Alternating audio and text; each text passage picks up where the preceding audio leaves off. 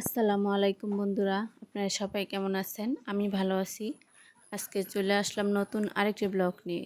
দেখেন আজকে কি রান্না করব। কত বড় বড় কাঁকড়া। আর যারা কাঁকড়া খান না, কাঁকড়া খেয়ে দেখবেন, অনেক ভালো লাগে, চিংড়ি মাছের মতো লাগে। আমি কাইটা পরিষ্কার করে নিছি, আর ওই যে কাঁকড়ার হাত পাগুলো একটু ফাটাই দিছি যাতে ভিতরে মশলা ঢুকে। আর এখন লবণ হলুদ দিয়ে আমি কাঁকড়াগুলো ভাজে নেব একটু ভালো করে। হালকা একটু ভাজা দিবেন, না দিলেও চলবে, আমি ভাজা দিতেছি। দেখেন, আর বুকের যে মাংসটা ওইটাও নেবেন, আমি ওটাও নিছি।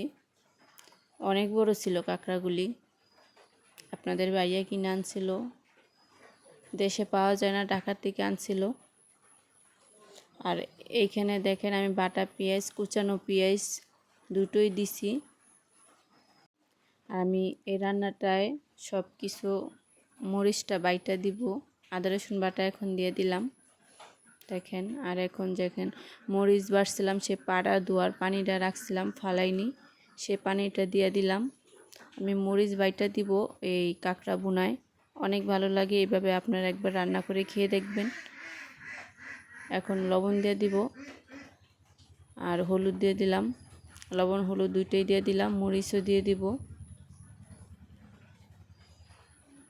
আপনারা বাটা মশলা দিয়ে একবার এভাবে রান্না করে খেয়ে দেখবেন, অনেক ভালো লাগবে। দেখেন কালারটা কত সুন্দর আসছে মশলার।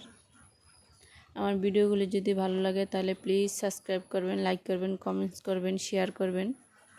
এই দেখেন আমি মশলার সাথে কাঁকড়াগুলি মিশাই নিছি, কতটা সুন্দর দেখাচ্ছে।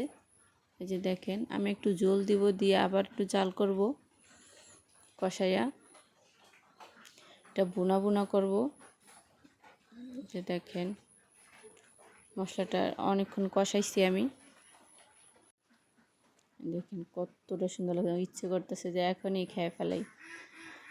দেখেন আপনার যারা কাঁকড়া খান না, একবার ট্রাই করবেন, দেখেন অনেক ভালো লাগে, চিংড়ি মাছের মতো লাগে। উঠানোর আগে আপনারা একটু ধনেপাতা দিবেন। আমার পানি দেওয়াটা দেখানো হয় নাই, একটু পানি দিছিলাম, দিয়ে জাল করছি, উঠানোর আগে ধনেপাতা দিছি। এই যে দেখেন, আপনারা সবাই ভালো থাকবেন, সুস্থ থাকবেন, আমাদের জন্য দোয়া করবেন। আজকে এই পর্যন্ত, পরে আবার চলে আসবো নতুন আরেকটি ব্লগ নিয়ে। আল্লাহ হাফেজ।